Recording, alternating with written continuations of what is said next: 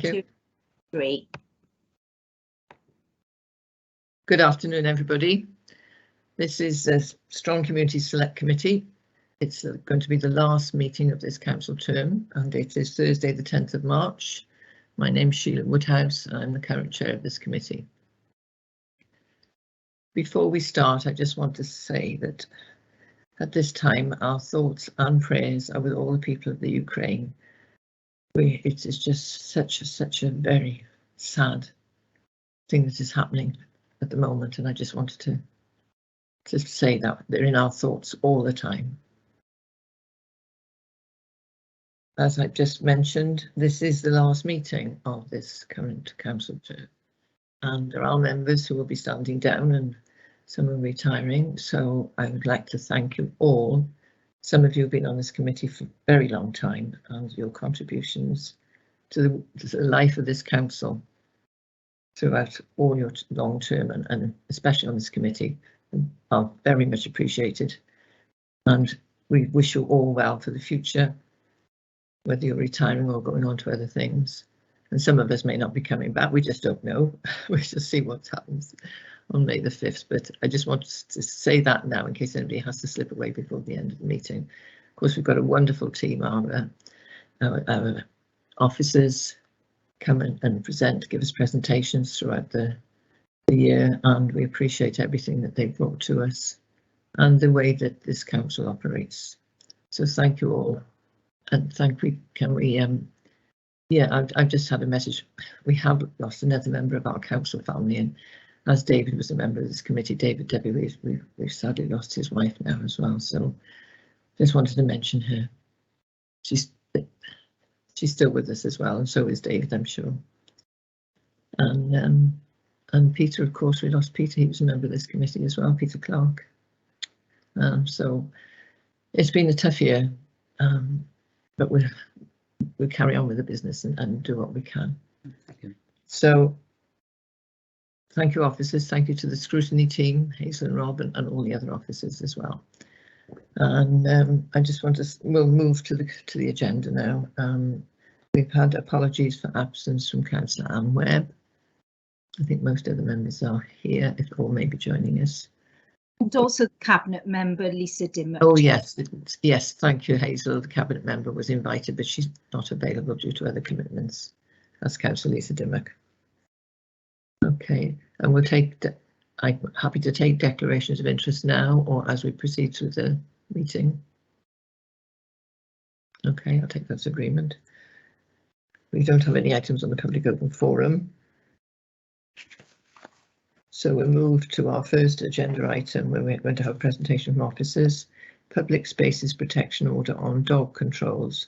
And that's Mr. Hugh Owens, I understand. Welcome. Thank you, Chair. Would you like me to share my camera or keep it off? No, probably please, keep it on. Turn it on. Okay. Yeah, please. And when I turn it on, you may say turn it off, so I won't be offended if you do. I hope that's okay.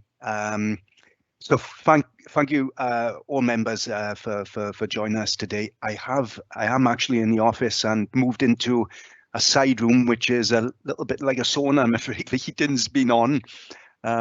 Dave Jones, who's on with us today, knows the room, and so if I start loosening my tie or perspiring, I apologise in advance. Chair, would you like me to share the contents of a report as well so everybody can see them, or should we take it for granted that everybody's got the report in front of them? You're on mute, Chair, sorry. Yeah. Sorry, will we ever get used to that? I think we'll take it that everybody's got it in front of them, having had the opportunity to read them previously as well. Yes, excellent, and that certainly helps me. So I hope to give you an overview of a report and the matters that we are considering today, which is essentially dog controls in the county, namely dog fouling, dogs on leads, and dog exemption areas. So we started the process in March 2020, when I don't think any of us had, well, we had barely heard the term COVID, and we started the process in March 2020 with a report which was endorsed by members to commence a public consultation on the introduction of a PSPO, or Public Space Protection Order, for dog controls in the county. The public consultation was delayed because of COVID, but took place between the 26th of July and 26th of October last year. The purpose of the report before us today is to inform members of the findings of the consultation as per 1.1 purpose of the report. Also, as per 1.2, to seek endorsement, to liaise with the relevant sections in the council and the owners of the main public spaces which are privately owned, for example, owned by the Woodlands Trust, Canals and Rivers Trust, National Trust, registered social landlords, etc., to inform them of the findings of a consultation and seek their opinion as to the controls needed, and importantly, why they are needed. Members will note in 1.2 of a report that it's proposed to include the town and community councils in the next stage of consultation, so that they can also advocate for specific locations, if any, they want dog controls to relate to. And that local knowledge and input will be invaluable, particularly with regard to any dogs on leads, exemption areas. It is likely that 3 months will be needed for that further consultation. The third purpose of a report, as provided in 1.3, is to seek endorsement from members to include in a draft PSPO, when we eventually get to that stage, hopefully in the autumn period of this year, I would suggest, to include for a new offence, and that new offence is provided in 1.3. For a person in charge of a dog when in a public space in the county, failing to put a dog in a lead of not more than 2 meters length when directed to do so by an authorised officer, where the dog is considered to be out of control or causing alarm or distress, or to prevent a nuisance. This measure, to be universally applied across all public spaces in the county, was strongly supported in the consultation responses, as I will outline later. If the Chair agrees, I will now outline the key issues, and we are then best placed to consider the recommendations. Yes, please carry on. Thank you. So a few moments perhaps to remind members of what a public space protection order, or I'll abbreviate to PSPO, is. It's a really important piece of legislation introduced by the Anti-Social Behaviour, Crime and Policing Act 2014, and it enables the local authority to address antisocial behaviour in public spaces. A public space is defined in 3.3 of a report. Any place to which the public or any section of the public has access on payment or otherwise, as of right or by virtue of express or implied permission. Under the Act, the local authority must be satisfied on reasonable grounds that the activity subject to an order has or is likely to have a detrimental effect on the quality of life of those in the locality, is or is likely to be persistent or continuing in nature, is or is likely to be unreasonable, and justifies the restrictions imposed. Those are tests which have to be met in order to introduce a PSPO. A PSPO criminalises an activity with a fine of up to £1,000 in court. So it bears close consideration. The legislation enables authorised officers to serve a fixed penalty notice of £100 payable within 14 days, reduced to £75 if paid within 10 days as the initial course of action, as opposed to taking offenders straight to court. A PSPO can be made for a maximum duration of 3 years, after which it can be extended for a further period if it needs to be. When a PSPO is made, it can be challenged by judicial review. Again, which is an important, it highlights the seriousness of the legislation. Okay, so on to the findings of the public consultation, which members will see from 3.6 onwards in the report, and in Appendix 1, which is the consultation itself with the results inserted in the relevant parts. There were 1,334 responses, so it did bear some consideration on how best to present the information to members without overload. And I hope members find that the way we presented it with a consultation in Appendix 1, inserting the results, is easy to follow and helpful.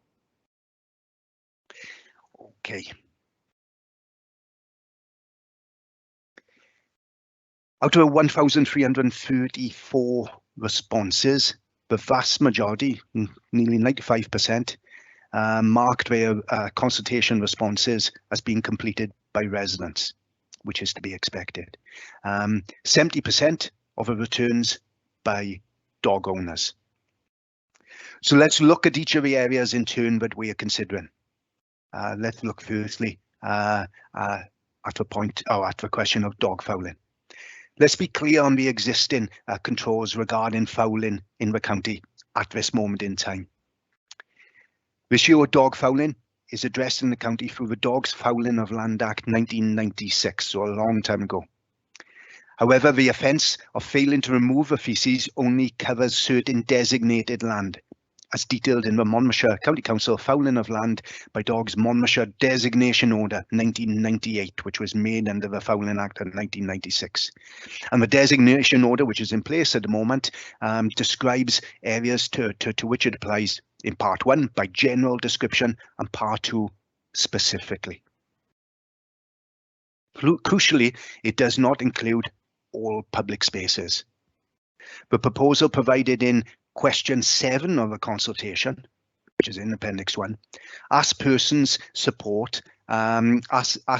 if persons support this requirement to pick up to be universal for all public spaces subject to the exemptions. Subject to exemptions such as having a reasonable excuse, i.e. if a dog is diuretic where they can't really pick it up, or if the dog owner has certain disabilities. So that's the distinction from dog fouling at the moment. The rules that we've got in place covers big swathes of the county, but certainly not all areas. What was proposed in the consultation is that it would be offence not to pick up after your dog if it fouls any public space in the county. So what did the public say? And the results are provided touched on in 3.10 of the report. 60% considered dog fouling to be a problem, 40% that it's not. Of the 931 dog owners who responded, 50.5% said it's a problem, 49.5% that it's not. So the dog owners, the dog owner brigade, who were a vast majority of the responders, were 50-50 on whether or not dog fouling was a problem. Of the 403 non-dog owners, 81% said that fouling is a problem, 75% that it's not. Importantly and crucially, for what we are considering in the PSPO, 87.2% support a control requiring dog owners to remove dog faeces if a dog fouls any land to which the public have access in the county, and 12.8% not. So strongly endorsed. As we might have expected, the majority of people, 60%, typically see dog waste as an issue on pavements, footpaths, and then to a lesser extent on parkland, 12%, sports pitches, 6%, and playgrounds, 1.4%.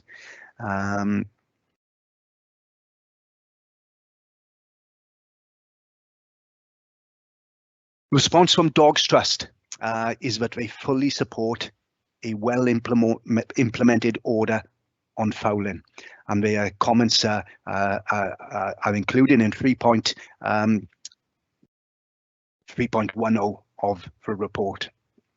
It is evident from the consultation that a failure to pick up after a dog has fouled continues to be an important issue in our environment, which has a detrimental effect on the quality of life.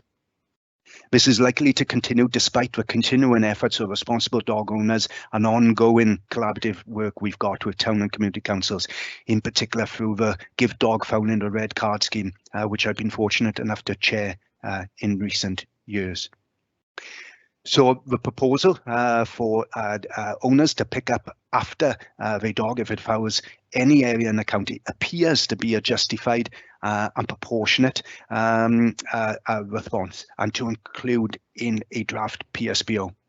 However, we need to be mindful again that many of our public spaces are privately owned, and we need to engage further, in my view, with these main landowners and seek their views. For example, Stick and Flick has some support in the rural areas.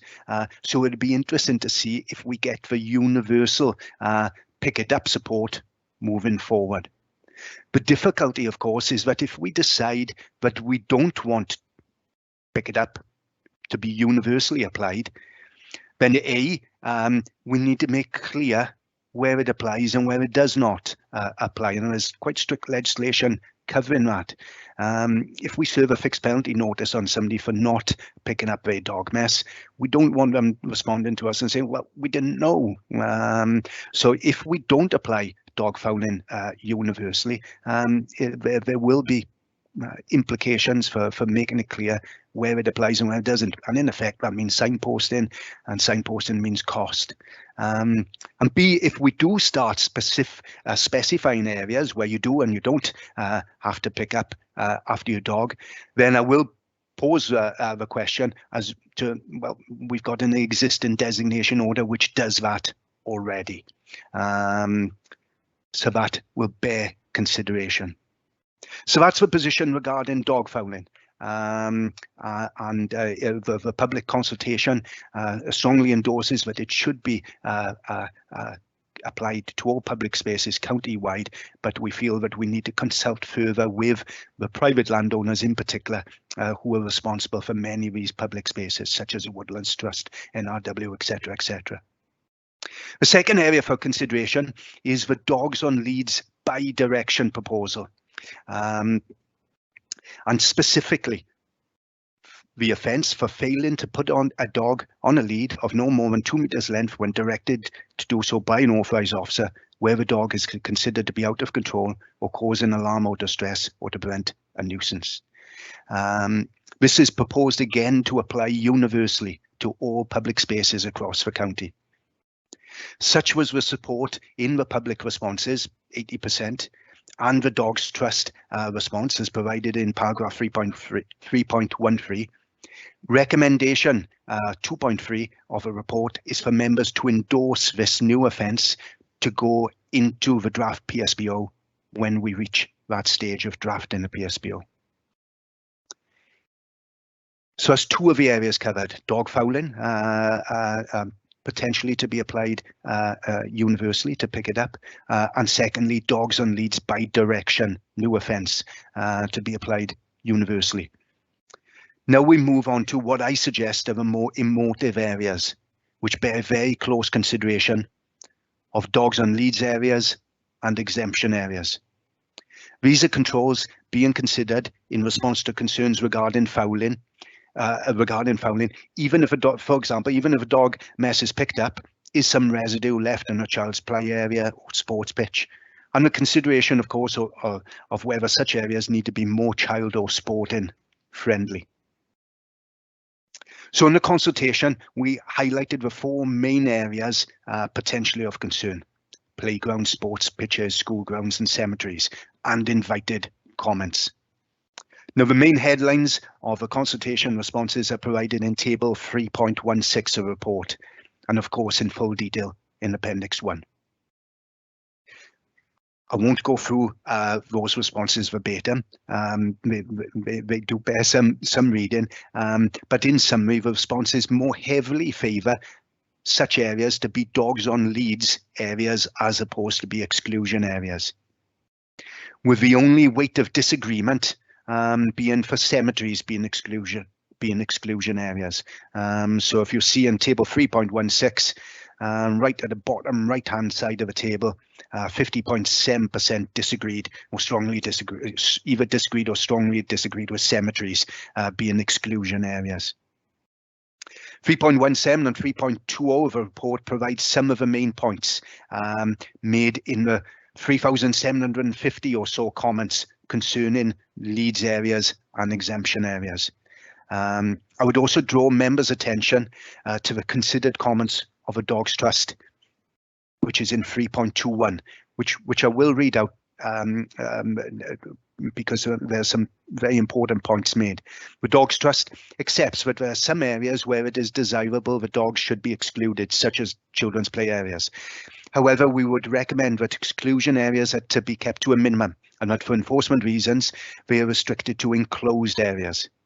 The trust advised excluding dogs from all sports pitches for long stretches of a year is unnecessary. In some cases, sports pitches may account for a large part of the open space available in public park, and therefore excluding dogs could significantly reduce available walking space for owners.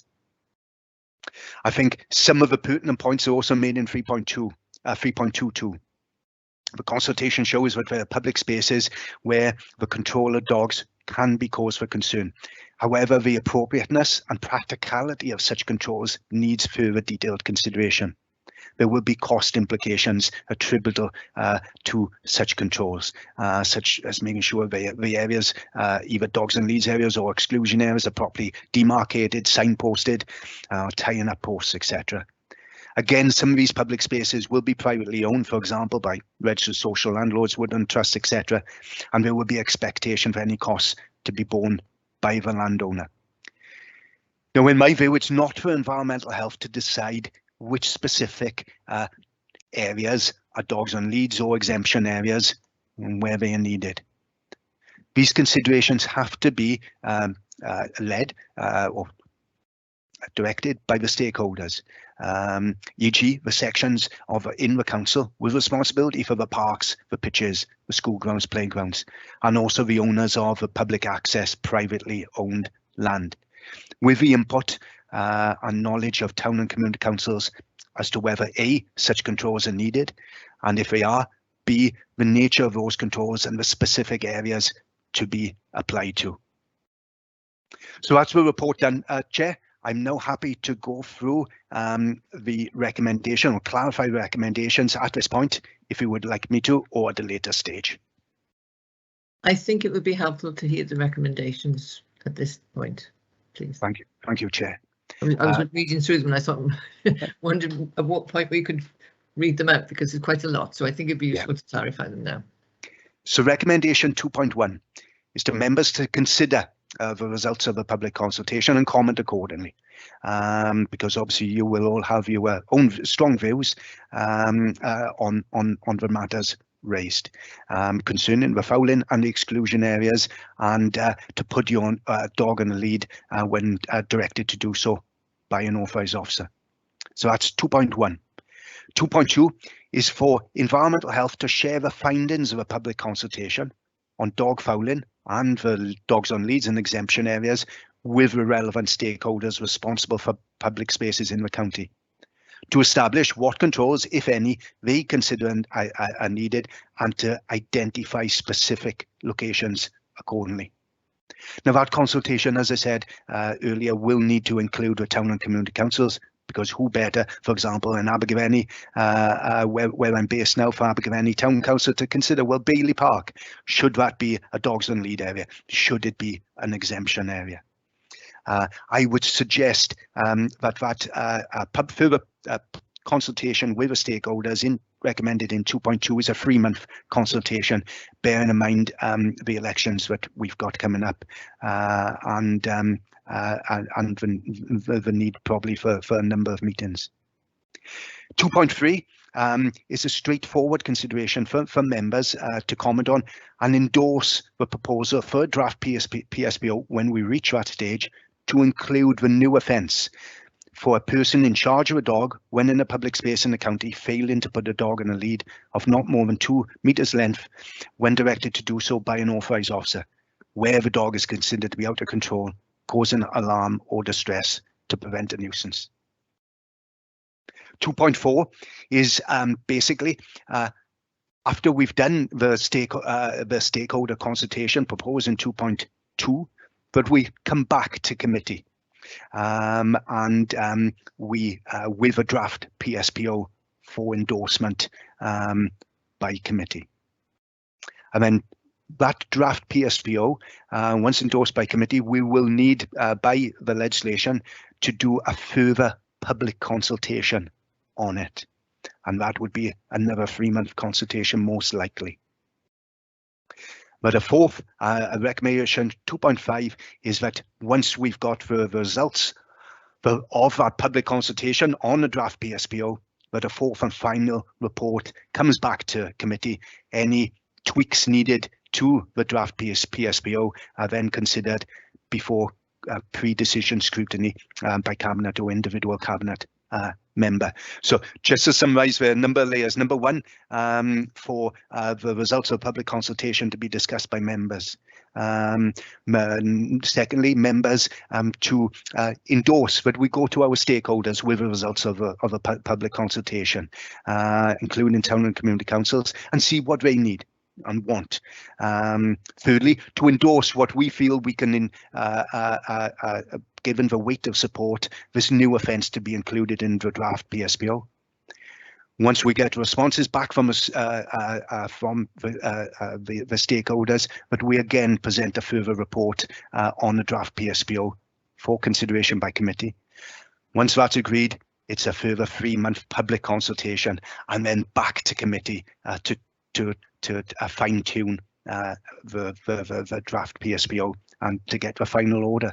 I hope that's helpful. It was quite a mouthful. Yes, there's quite a lot of recommendations there on that to go through, but that's why it was helpful that you read them through and explained them to us, because before we take any comments, members are really clear about what we're going to be actually looking at and the steps that are going to be necessary for this to happen. So are we going to have a raised hands facility in the chat bar, or are we just going to have raised hands otherwise? Hazel? Chair, I'll put one in the chat bar now. Oh, that'd be lovely. Thank you very much. Where did it go, Chair? Sorry, Tony? I say I was looking for the hand myself. I couldn't find it. There's 2 different ways of doing it, isn't it, in these Teams meetings? Yeah. And I had the wrong way in council last week. Which way we're going to do it? We'll have a raised hand facility. That'd be good. I had the wrong way in council last week. We all do it. Yeah. There we are. Thank you, Hazel. Or Rob, whoever did it. Right, Councillor Easton. Yeah, thank you. Thank you, Hugh. Sorry, calling you Owen. Thank you, Hugh, for the presentation. And thank you, Chair. Can I just ask you to put your camera on, please? Oh, sorry, Chair. Yeah, I'm not well dressed today. Statistically, Hugh, it's complicated in my mind reading all the statistics you put, but the one which comes out to me quite clearly, and it comes down to non-dog owners, where the majority of non-dog owners say is a problem. Dog owners themselves don't seem to see it as a problem, which is the problem to me, is why they don't see it as a problem, because that, I think, is the area where we need some concern for the 50 or the 40% who don't think it is a problem. That is something we've got to deal with. I agree that we need to have motions in place to, sorry about the pun, I didn't mean it that way, things in place to control the 40% of dog owners that don't think it's a problem with dog fouling. Statistics are not telling me much, except that the majority of people who are not dog owners do see dog fouling as a problem, and that's the ones you've got to address. I support the points you're making regarding the orders you want to bring in place. It's a bit long-winded though. It's going to take a while, and quite likely going into the next 18 months. Is there anything we can do before that to apply this to get on top of this problem? Because there are currently laws in place which are basically to do with littering, for example. This could be considered a littering offence, and the same rules would apply now that we could bring in place as a formal criminal offence in the future. How can we enforce the littering process at the moment, Hugh? Thank you, Chair. Thank you, Councillor. Thank you.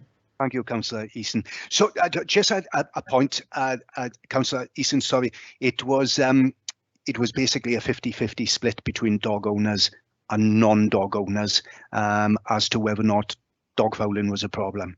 Yeah. I would tend to say, well, it's encouraging to see that 50% of the dog owners still see it as a problem, and also the Dogs Trust see it as a problem. As to there is existing legislation regarding dog fouling, as I outlined in the report. So there's a designation order which makes it an offence for dog owners or persons responsible for a dog not to pick up after their dog. It covers the majority of our pavements, public footpaths, etc., etc. So there is legislation in place. It is enforced to some extent. We have in recent years issued a few fixed penalty notices. Enforcement, no doubt, will be a matter that we need to consider in later reports as to if and when a PSPO is introduced, who enforces it, who has the designated authority to give fixed penalty notices. But we've certainly taken a stance in recent years, Councillor Eason, to sway heavily, and I think we still need to in the future on raising awareness of a problem, much as we do with drink driving campaigns, anti-smoking campaigns, etc. It is all about raising awareness of the situation, but of course having the legislation behind there to prosecute and take action where needed. And the other positive thing I will say is that because this is it's a long process, and it needs to be, because it's such an emotive subject, and if we don't follow it properly, there's every likelihood of judicial review for whatever order that we produce. This actual process raises awareness. Okay, so we had 1,334 completed responses, so that generates a lot of activity, a lot of discussion out there as to the pros and cons of what we're suggesting. I hope that helps. Well, it helps to a degree. Thank you, Chair. It helps to a degree, but this afternoon at 4 o'clock or 4:30 is a meeting of the Castle Park governors, and I think this matter will be raised there because there's a specific problem in and around that school about children taking in dog mess on their feet. Now, we're not going to stop that. We need to try and stop that now, and that is my concern as to the intermediate period of what's happening at the moment. Legislation in the future will strengthen those things, but when you think about the kids going to school, picking it up on their feet on the footpath is not good. Thank you, Chair. That's my lot. Thank you. Thank you very much, Tony. Councillor Edwards, Christopher Edwards, please.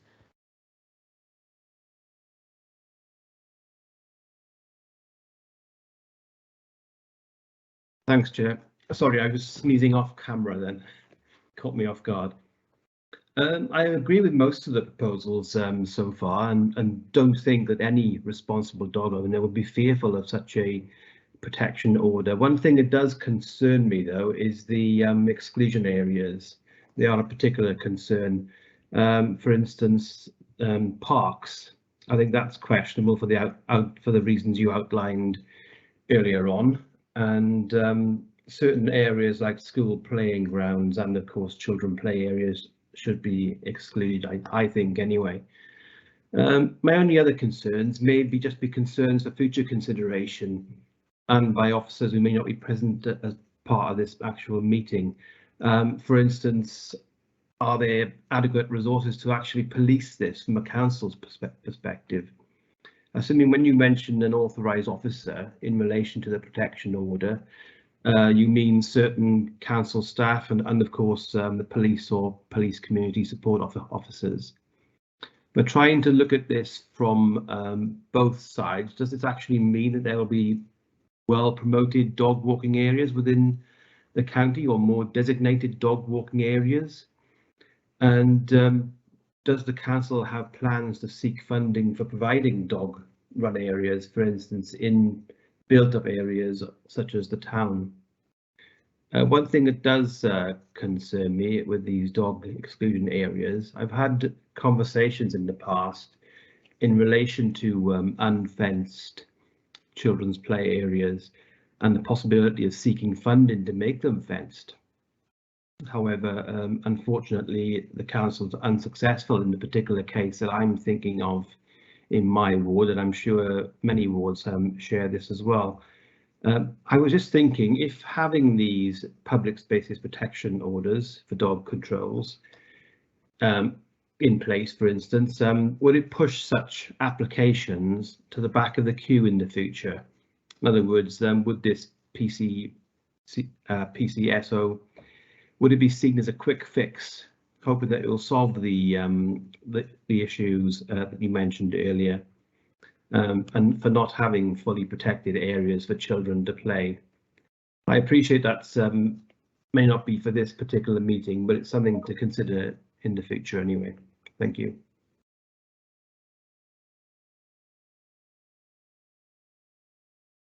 Thank you.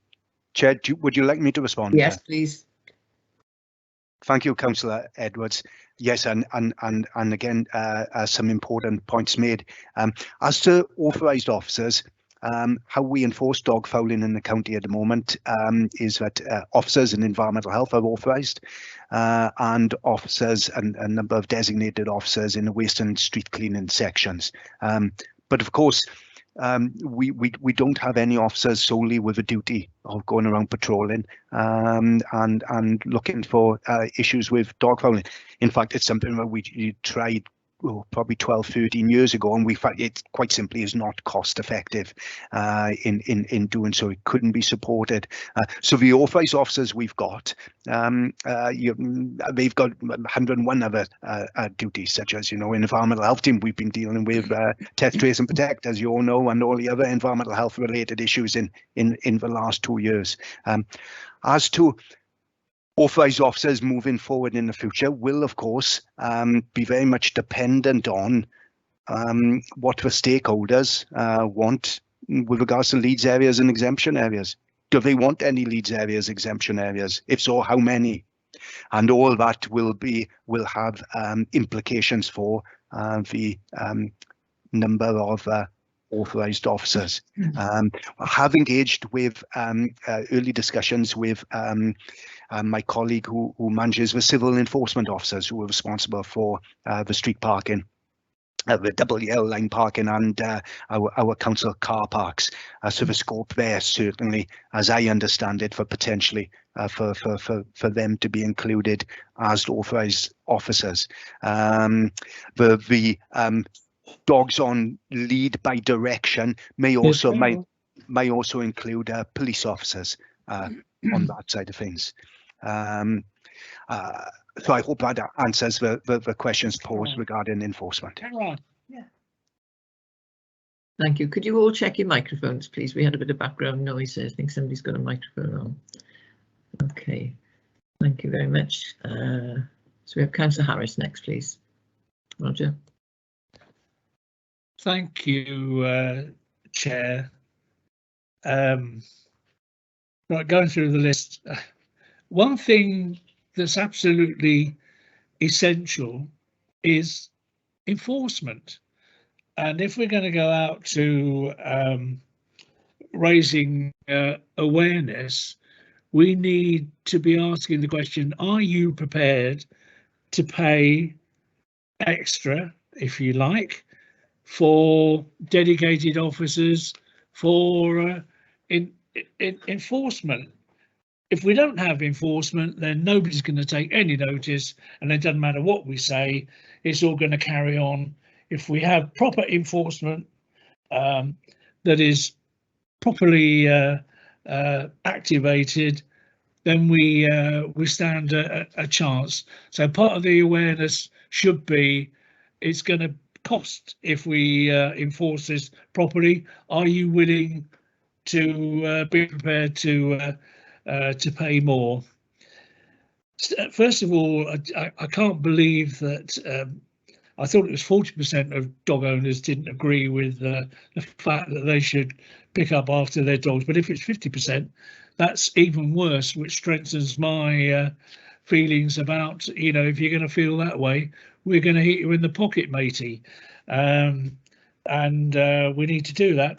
Totally endorse the consultations of town and community councils and other organisations.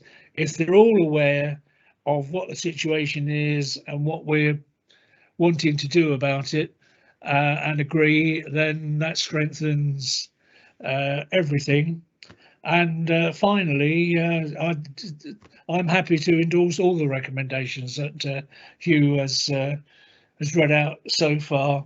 If we push your foot around on this, we're just wasting our breath, basically. Thank you, Chair. Thank you, Councillor Howes. Mr. Owens, when you come back on this, can you just clarify the point about the 50-50? Yes, certainly. I read that slightly differently. So Yes, certainly, Chair. So it's 50%, in fact, 50.5% of the 931 dog owners who responded said that dog fouling is a problem.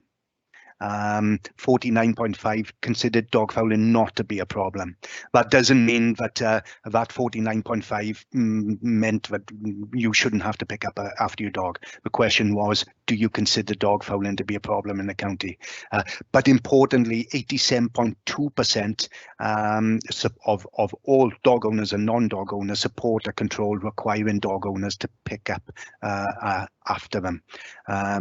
So that's a bit of clarity on that point. And again, yes, enforcement, and certainly, Councillor Harris, I take on board the point regarding dedicated officers, but just again, a note from our experience that dog fouling is fairly infrequent, and the chances of catching someone, so if you had an officer walking up and down the same street in Abergavenny, for example, all day, would we actually witness an offence? Particularly bearing in mind that people can walk their dogs at 6 in the morning or at midnight. And in particular, we notice, for example, that during our winter months, the amount of dog fouling on our streets increases. And that's because under the cover of dark, when people think they're not being watched, that's when they don't pick up after them. So there certainly will need to be authorised officers. The number of authorised officers, as I said earlier, will need to be very much led by what the stakeholders want, considering leads areas and exemption areas. Do we want any? If so, how many? And obviously then that's a subject for further discussion once we've got that further information. I hope that helps. yes, indeed, thank you. Councillor Trehan, Jamie. Thank you, Chair. Thank you, Hugh, for this report. It's quite detailed, and a lot of work has gone into it. I think I was on the committee when you first brought this to us, I think, and like Councillor Harris, I agree with all the recommendations, and I also have concerns of the enforcement side of it. How are we going to enforce it? Basically, I mean, you've been asked that question twice today, and you've answered it twice already, so I'm not asking it again. Just theoretically, how do we police that? I would rather have something. I'd rather have something in place where we can enforce it, and then we look to find ways to enforce it, than not have anything in place and then having to address an ongoing issue. So if we can bring this in where we have powers to fine people, then I think that can only be a good thing. So I endorse, I agree with all the recommendations, and I would vote for them. So thank you very much. Thank you, Chair. Thank you.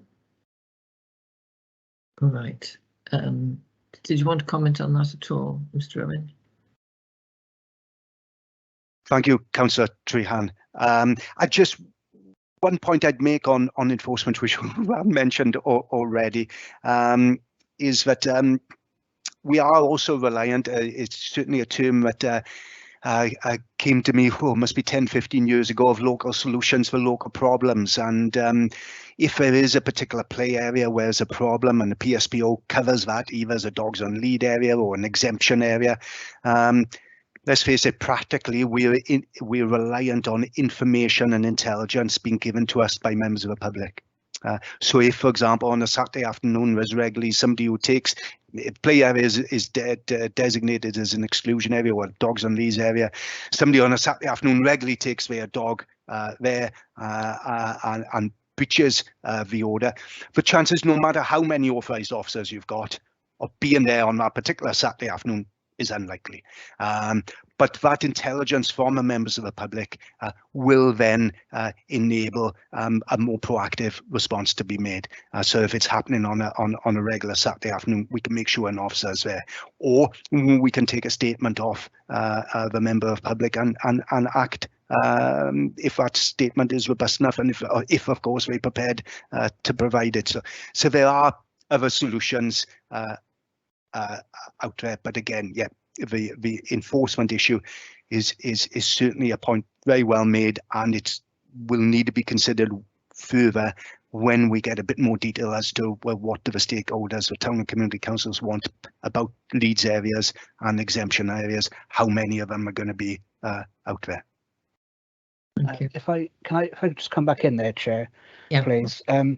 Thank you, Hugh. It's you made an interesting point there of intelligence from the members of the public, and if we can somehow get messages out there that when this, prior to this being passed and coming into, let's say, law, for want of a better phrase, if we can get messages out there to the members of the public that this is coming in and their diligence or cooperation is much appreciated whilst we move forward with better enforcement, that I think would be a good thing, if that would be possible, please.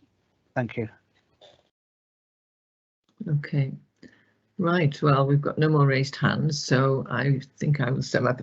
A lot of the sort of questions, the comments were quite clear about enforcement and raising awareness. I think we're all anxious for that to happen. Something that went through my mind when you were talking about civil parking enforcement officers. We do have CCTV, of course, don't we? So maybe that, if somebody's regularly doing, you know, letting their dog run wild somewhere off the lead, which shouldn't be, and you know, fouling in the streets, especially in the towns, you know, on pavements. If it's you know, it often happens in the same place.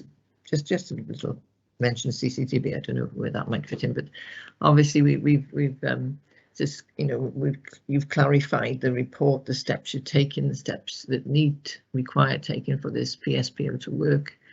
It's got to be done properly, and it's a lengthy process, but I'm sure we're all quite clear now on where we are with that. And I didn't hear anybody that didn't agree with what you're doing. So we discussed the distinct issues, which are dog fouling.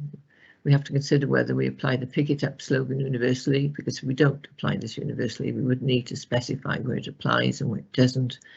This will have cost implications in terms of signage, and we do need to consult with private landowners such as Woodland Trust for their views. So that was quite clear.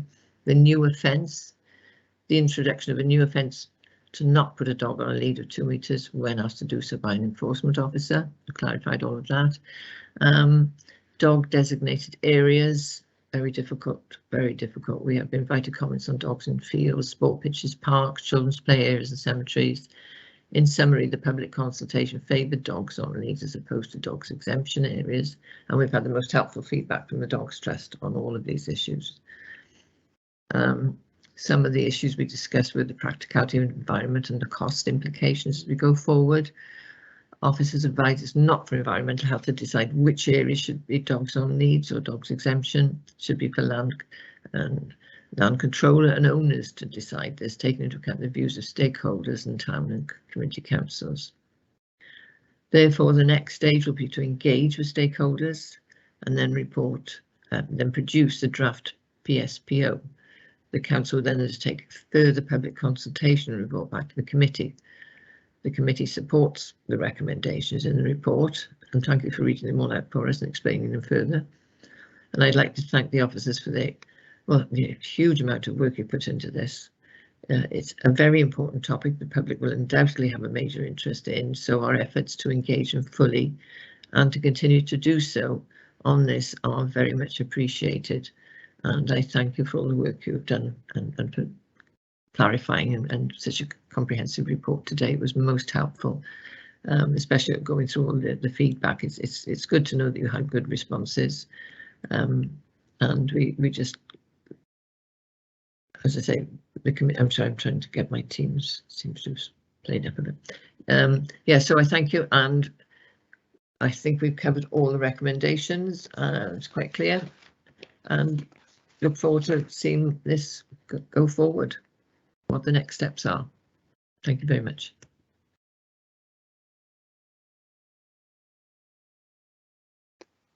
Thank you, Chair. Okay, thank you for your time.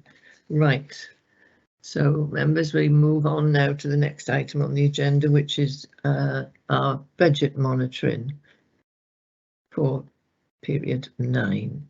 So Mr. Jonathan Davis has joined us. Welcome. Good afternoon, Chair. Good afternoon, members. Yes, I'll take you through the headlines from our month 9 report, and my colleague Dave Loader is also on the call, and he'll come on after me just to go through some of those more detailed areas specific to this committee. But I guess just first off to say that, you know, this is a month 9 report. We put this together probably around 8 weeks ago now. So unfortunately, the way the committee cycle has worked through in the new calendar year, it hasn't been possible to bring it to this committee earlier. At a headline level, it's very much positive news. Our forecast on core service delivery has improved significantly since the last report that this committee would have received. So we've gone from actually a deficit forecast at month 6 through to now a significant surplus of just over £2 million being forecast. So that's a significant improvement of around £4 million. As I said, you know, we've had further information since we brought this report together, and all indications are that we're now working probably towards even more than that in terms of our surplus, maybe getting towards £3 million. I think it's fair to say that the significant amount of that improvement is down to grant funding that was unbudgeted during the year. So it's not grant that we knew that was coming in. Welsh Government have certainly come to the fore in the calendar year with some significant announcements on grant funding. And those are outlined in the report. I think it's down in paragraph 3.14 of the pack. So we've benefited hugely from that. But I think it's fair to say as well that we're seeing we're reaping the rewards, I guess, of our budget recovery action. As you'll be aware, very early on in the year, it was still a very uncertain picture in terms of our outturn, and you know, we put some budget recovery action in train at that time, and you know, we've seen the rewards of that coming through, and that's certainly kept the discipline in terms of the budget for the year, and that's certainly been part of it.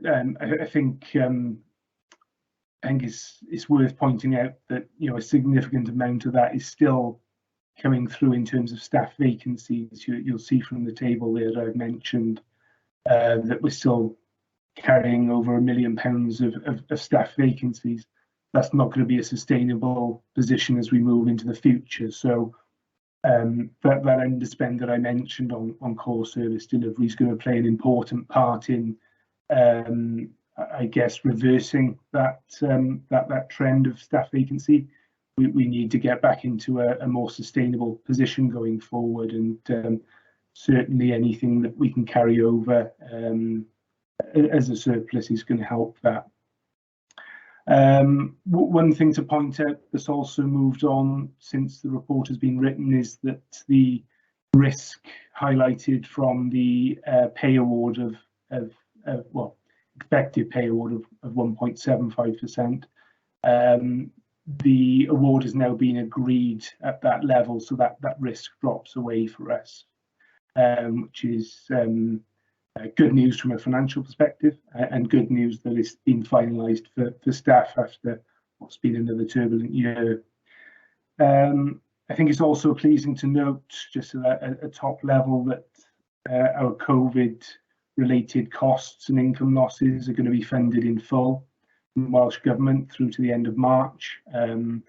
That's a risk that we've been carrying, albeit one that's reduced as the year's gone on, and we've had the funds come back in from Welsh Government on that. That's certainly helped us and allowed us to maintain service delivery at a robust level. So I think finally, Chair, just to mention, that surplus that we're now expecting on core service delivery of getting on towards 3 million, as I mentioned, that's going to really play a key part in our approach to the next financial year. It will allow us to make a targeted replenishment of earmarked reserves. As you'll have heard in the past, those reserves are at a comparatively low level compared to our Welsh counterparts, so it's certainly welcomed, and it'll go towards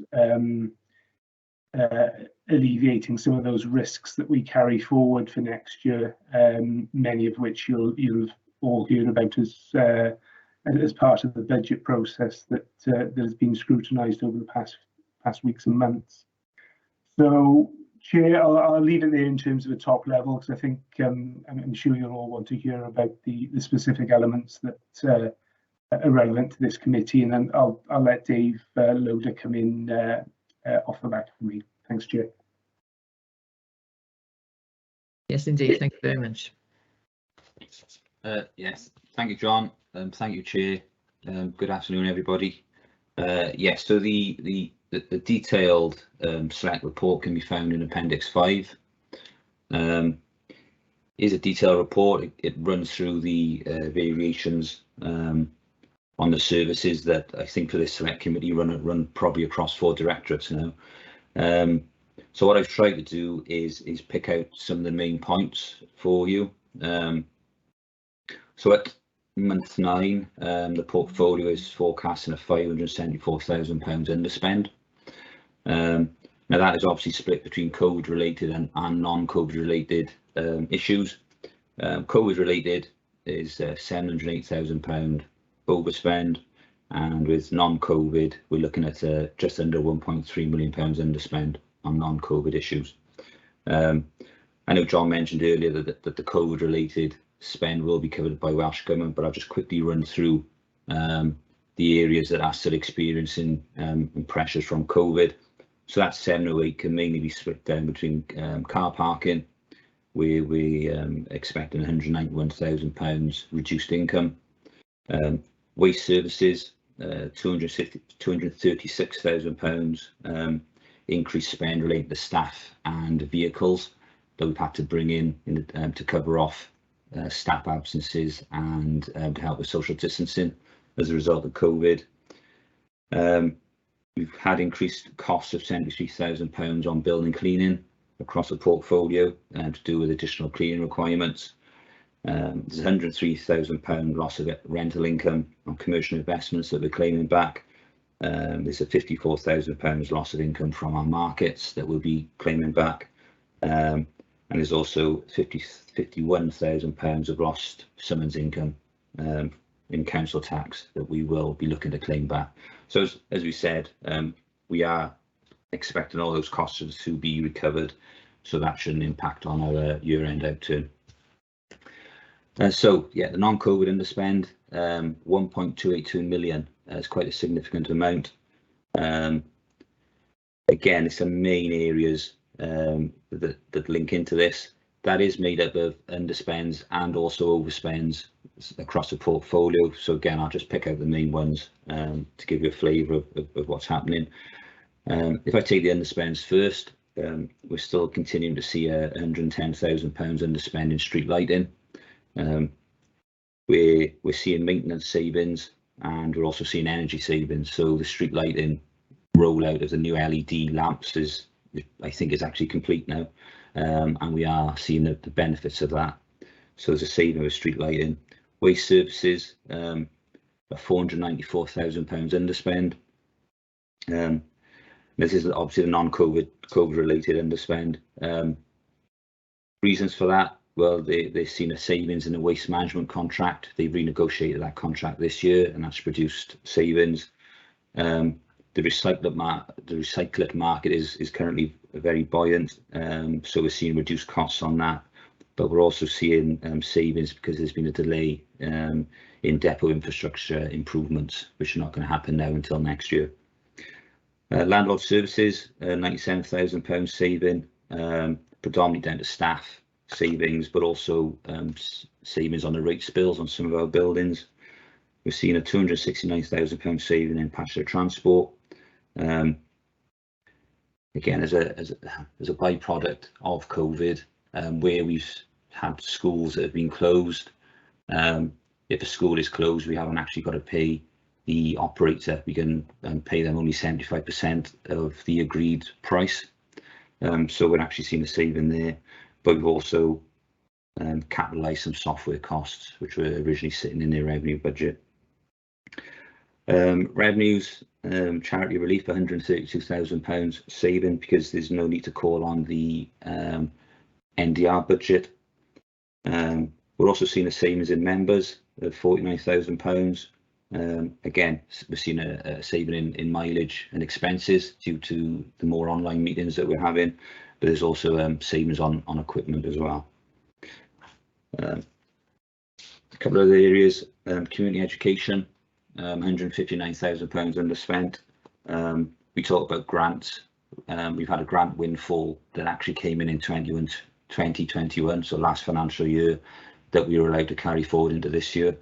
Now they're actually allowed to use that grant to offset core costs this year, so it's a windfall benefit for this financial year. And then contact centre, £65,000 saving due to a delay in a new system implementation.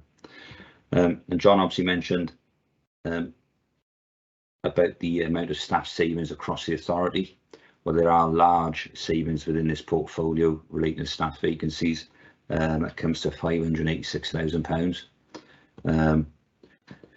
Mainly in finance, £265,000, highways and flooding, £166,000, and people in governance of £155,000. So there are some large vacancies within those services. Again, they should be filled or will be filled either at the start of the new financial year or close into the new financial year. So that underspend will disappear. Okay. Moving on to the main overspends. Fleet maintenance, £241,000. You would have probably picked up from the budget consultation that we've put a pressure into the budget for next year for fleet maintenance. Our fleet has increased, so we're seeing increased repair costs. We've also got £49,000 overspend in car parking and civil parking enforcement. That's mainly down to increased software and equipment costs in CPE, but we're also seeing an increase in rates on our car parks. Investments, we're forecasting a net £136,000 across our investments. Again, this was at month 9. Officers are expecting that this will potentially improve by year end. Property accommodation, £85,000 overspent. We've seen a reduction in fee income in property services, but also an overspend in maintenance across council offices for this financial year. Benefits, £42,000 overspent. Not all housing benefit can be reclaimed via the subsidy. So in some instances, we'll see a hit on the budget, and in this year we are seeing that. Outside of services, corporate costs and levies are spending by £693,000. As John mentioned earlier, we've had some late in-year grants from Welsh Government that are totaling circa £2 million. But that has been offset by the unbudgeted pay award and the holiday pay liability that we have to incur. And in appropriations, we're underspending by £400,000, which is mainly due to reduced interest payable. last couple of things. Savings progress. Of the 4.734 million of service savings built into the budget for this year, 956,000 relates to this portfolio. Of this, we've managed to make £902,000 of that total, with £54,000 being delayed. There's actually an appendix attached in this report of those savings, so those details are in there. And then last but not least, the capital budget. As an authority, we're reporting a balance out to position in month 9, with programme slippage of 54.353 million, which is a rather large amount. Most of that is down to our 3 to 19 school, but elements of that slippage does relate to this portfolio, mainly the £18 million for the asset investment fund. We've also got £516,000 for modifications to J Block in County Hall, which have been delayed, £489,000 for match funded contributions on capital schemes, and also £280,000 on the property services refit programme, which will need to be slipped into next year. So thanks for that, Chair. I'll open up to questions now. Thank you. Thank you very much, Mr. Loden.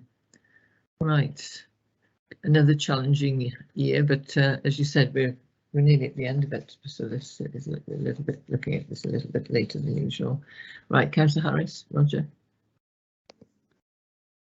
Thank you, Chair. Jonathan, you've indicated that we're likely to have a budgetary underspend of about £3 million at the end of this financial year, and if that is the case, that will be going into our prudential reserves. And you also indicated that our reserves aren't as healthy as many other authorities. Could you let me know what the WLGA, if they're the correct body, advisory amount of prudential reserves is, and what at the moment, before that £3 million goes in, what our percentage reserves are in comparison to the, if you like, prudent amount? Thank you, Councillor and Chair. We took a report through the Governance and Audit Committee very recently in terms of our reserve levels, and it went into quite a bit of detail around both our earmarked reserves and our what's termed our council fund reserve. The only indicator that, well, I say stipulated, there's guidance from SIPFA that's provided that our council fund should be between 4 and 6% of our net revenue budget. Our council fund as it stands is, I believe, just over 5% of our net revenue budget. So we sit in the middle of that indicator.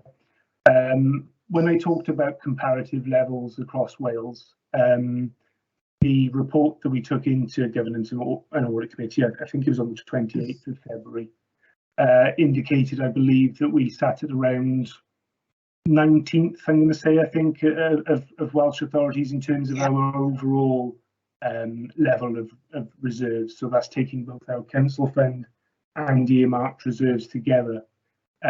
So that did show us at, towards the bottom end of that spectrum.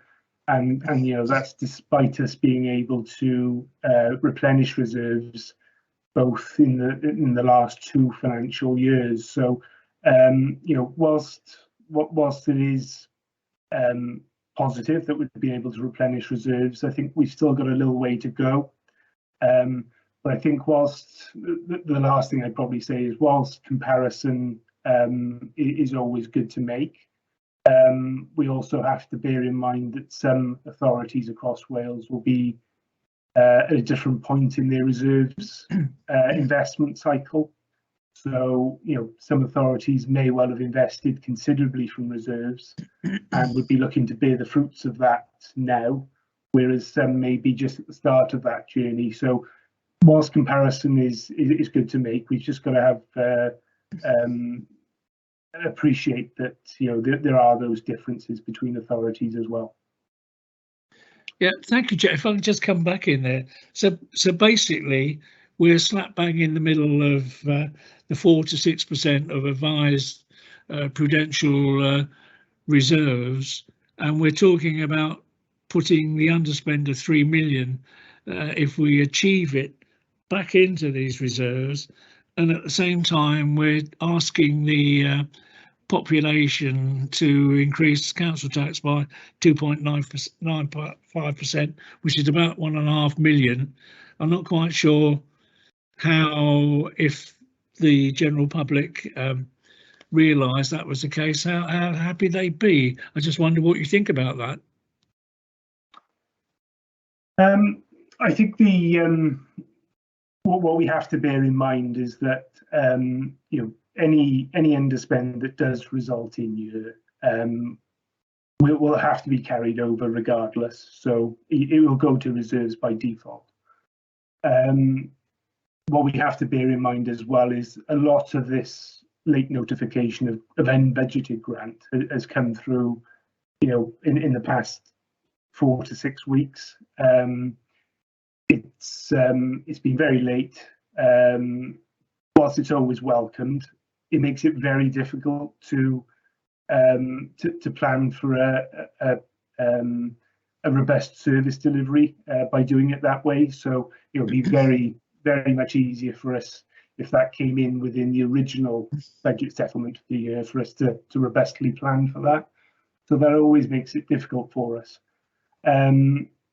Obviously, the fact that we will be able to replenish reserves, the use of that money is a decision that council will have to make in the new administration, and the ability for that to be targeted towards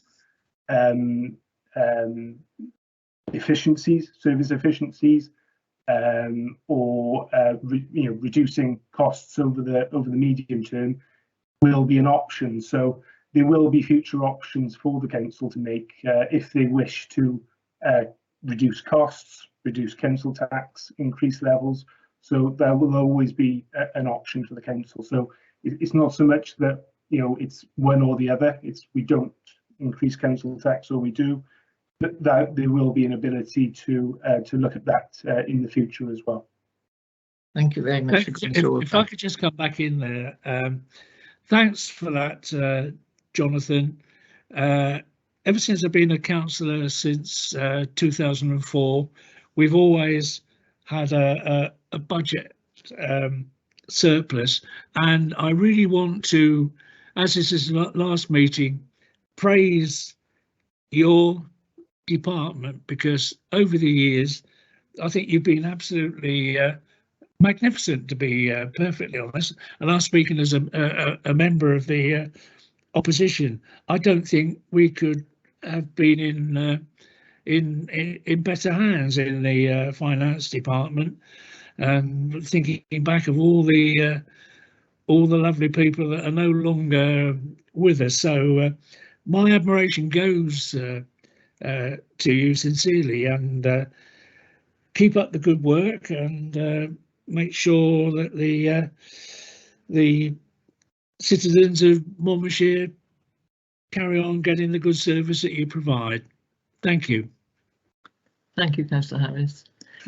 Thank you, Councillor. I think 2004 probably coincides with me joining the authority, but I'm sure that's purely coincidental in terms of budget surpluses. I think what we are seeing, and as I mentioned before, is the kind of the ethos we have in the authority of strict budget discipline. It's one that's driven from the top right through from SLT and members themselves. So we are seeing the benefits of that coming through, and but I really appreciate the comments, and I'll feed that back to the team throughout the finance section. So thank you for that, and thanks, Chair. You're very welcome. Thanks for that. Thanks. Well done, Roger. I just wanted to ask a question. I'll ask a question here then. Something that's been puzzling me about the grants. How you said that sometimes you're not always aware of whether you're going to get them or not, but how much notice do you get to apply for them? Because obviously this is on top of everything else you're doing, and we're really grateful for all the money that's come through for these grants, the COVID related pressures and the money that's come from Welsh Government. But I just wondered how much it's extra work for your department and how much time you do get to turn these around, because it's not just the grants just don't appear, you have to be made aware of them, and then obviously I just wondered how long you do have. It varies. The majority of these that we've seen come through in the last 4 to 6 weeks have been what are called then hypothecated grants. So in that sense, we don't have to actually apply. It doesn't go through that kind of process that some of the others do. So what we're seeing at the moment is probably as a result of some underspends on the Welsh Government budget. And the result of that is that they're looking to put that money into both local authorities, health, the various budget areas. So in that sense, there's very little administrative burden on us.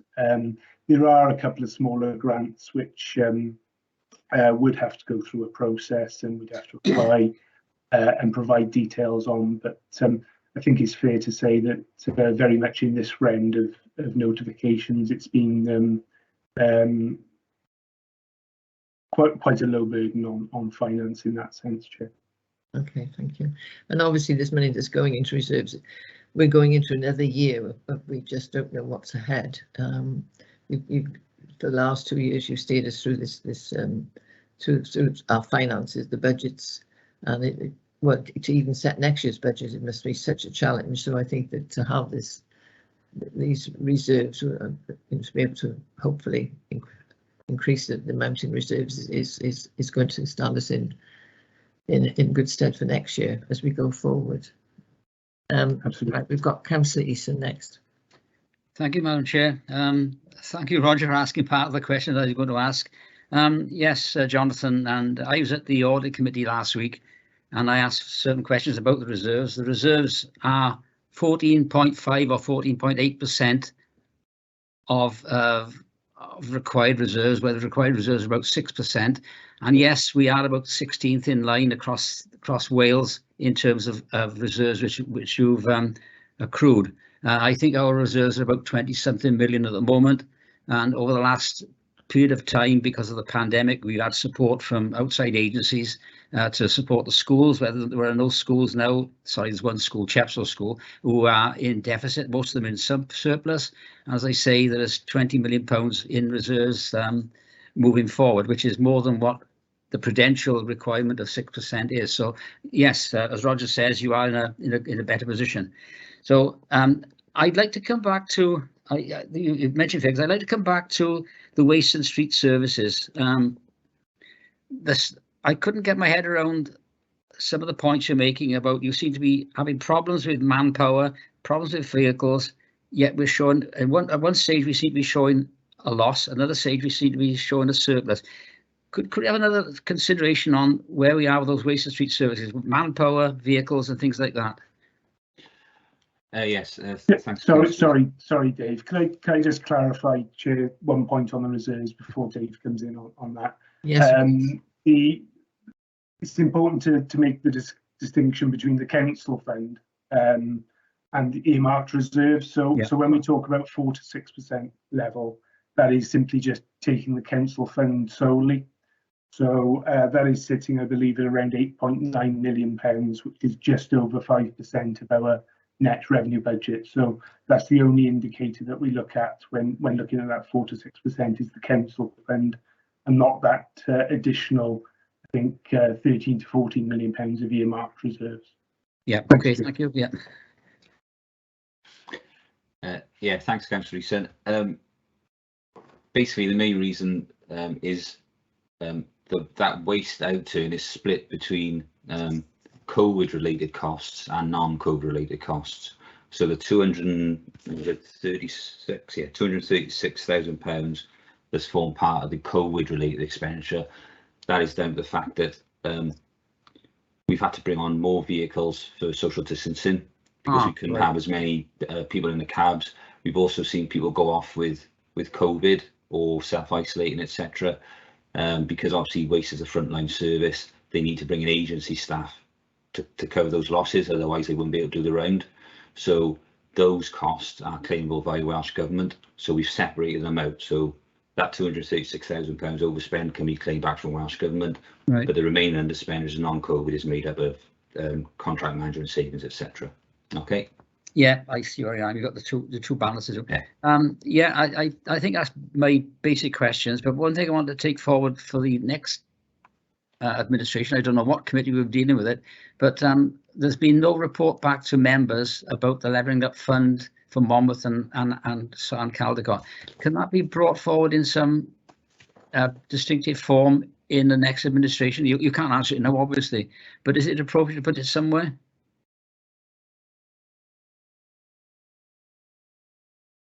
I'm not sure about the administrative arrangements of this being minuted and obviously taken forward into a new committee structure, but it's certainly something we can put on the radar for us in finance and those colleagues that are dealing with the levelling up fund to bring something forward, Chair, if that's okay with you. Because I understand that's that. Fine, thank you. I understand the bid has gone forward, but we members don't. I may be wrong. I understand the bid has gone forward. I've seen some paperwork at council last night, but there was some concern that we as members are not aware or have not been made aware of the bits and pieces of what's going forward. I think there's a mismatch somewhere between members and officers. No, I think it will come under Mon Life actually, but I just wanted to raise it here for future consideration. Right, you can take that forward. Yeah, I'll leave it like that. Yeah, okay. Officers come back to on that. Yeah. Right, we have Councillor Bell-Smith next, please. Yes, thank you. Afternoon, gents. Staff vacancies obviously have a bearing on the services we provide. Are the vacancies intentional? Is it the calibre of the applicants? Or is it the rate of pay that we offer? We have got a lot of vacancies, and certainly one particular service, well, two areas, it's certainly impacting. So, thank you, Councillor Smith. Unfortunately, we haven't got any officers in the call today. So this is obviously my own view. I think it's a mixture of all those points. In certain areas, we are struggling to fill posts because we're not paying enough. Possibly some posts have been held vacant because of the spending freeze that John mentioned earlier on, and they just haven't been filled yet. Other underspends are due to restructures that have taken place where we've built the budget, including new posts, and those posts just haven't been filled because of different reasons. So it is a multitude of factors.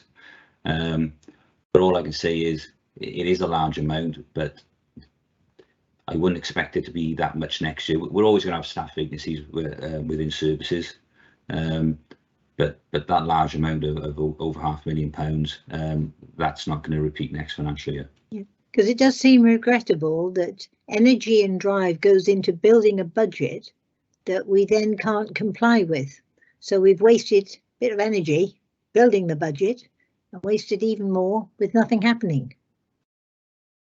Or not what we expected to happen. We should be driving, we should have a clear picture as to what we actually want and desire and what we can actually afford, rather than trying to build a wonderful picture that we can't then reproduce. I think it's, thank you. Sorry, Councillor. I think it's fair to say, Chair, that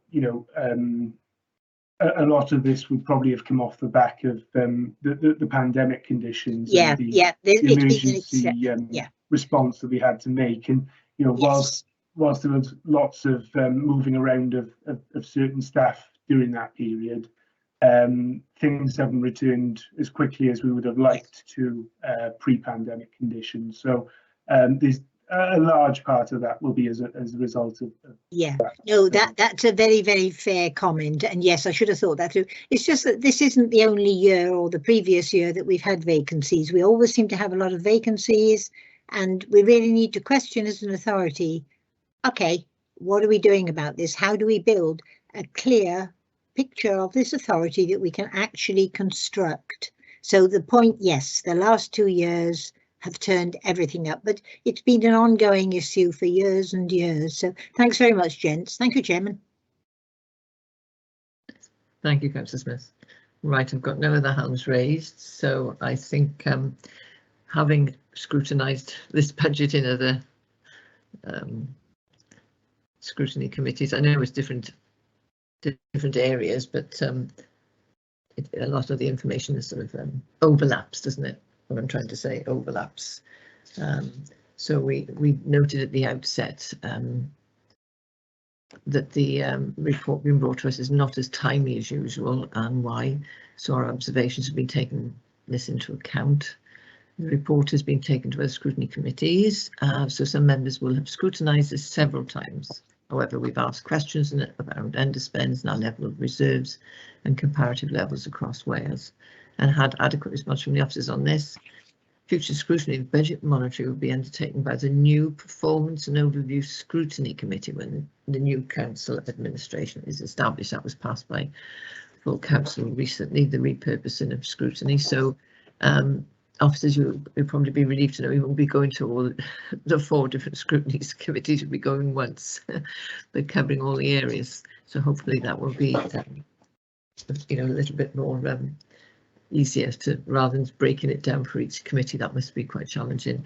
But I mean, overall, the last 2 years, you've, as I said earlier, you steered us through the most difficult of days, and setting budgets and monitoring budgets and applying for grants and not knowing, you know, where we're going very often with regard to the finances. You've done a marvellous job. You've handled the finances so well. As I can only endorse what Councillor Harris has said, and he's been involved in this a lot longer than I have. So I thank you very much for these reports, and look forward to, you know, it's going to be a different year for you next year. Hopefully I'll still be here, but I don't know. But whatever happens, I wish you all the best, and I hope next year won't be quite as challenging as where we've been the last 2 years. I hope it's not as challenging for everybody. Anyway, thank you very much once again. Thank you, Chair. Yeah, thank you, Chair. You're very welcome. Thank you. Right, so our next item is to confirm the minutes of the previous meeting. Anybody have got any problems with those? Speak up, please. All quiet. Can I have a proposal and a seconder to accept them? I move that you accept them, Chair. Councillor Easton, thank you. Happy to second, Chair. Councillor Edwards, thank you very much indeed. And nobody's raised any issue with those. I don't believe we have an action list, Hazel, do we? No, No, we don't. And the next 2 items, the Strong Communities Forward Work Programme, along with a Cabinet and Council Forward Work Programme. I'll invite Hazel to comment on that, because this fits in now with the repurposing of the scrutiny committees going forward, doesn't it, Hazel? Yes, yeah, a decision was taken by council last week to repurpose the existing select committee arrangements. So we will now be having 4 new committees, which will be based on role. And some of the work that you might have considered under this committee will go to the Performance and Overview Committee, but some of it will be still discussed by the new scrutiny setup. So one sort of matter I'd like to raise is that we discussed Councillor Smith's report, and we agreed that we would schedule a meeting in the new term with officers and the cabinet member who will be in place in the new administration to discuss that. And then obviously today's agenda, we've talked about a further reporting back on dog orders, so that will also need to come forward in the new arrangements. But I think most of the other items you've discussed over the year, Chair, have been sort of finalised. They're not for immediate return. So it will be for the new committees to determine their work programme going forward. Excellent. Thank you. So we can't agree a date and time of next meeting. That will be for the new administration to agree. So I thank you all once again for your contributions over the year, the 12 months I've been chair. It's been wonderful working with you. I'd like to have joined the select committee from the start, but it's such a popular committee, it was full. But I was delighted to join you towards the end of the term. And we've got a big thank you to Hazel and Robert and to all our hard-working team officers. And well, all the very best to those who are leaving us, like Roger. I did say this at the beginning, but I wanted to make sure that everybody heard that. But we wish you well and all the very best to everybody. And if you want to just put your cameras on for a minute and say goodbye, that's fine. Thank you very much, Chair. I'm sorry I've bobbed in and out. That's all right. I'm glad you managed to join us. Okay. It's a funny life. Can I, Chair, say, you know, as it's my last meeting, a very big thank you to Hazel, who I've known a long time, and thank you, Hayes, for all your support and friendship over the years. So you know where I live. If you're passing, you better come in. Thank you. Off on holidays. That's true. There's a nice invitation.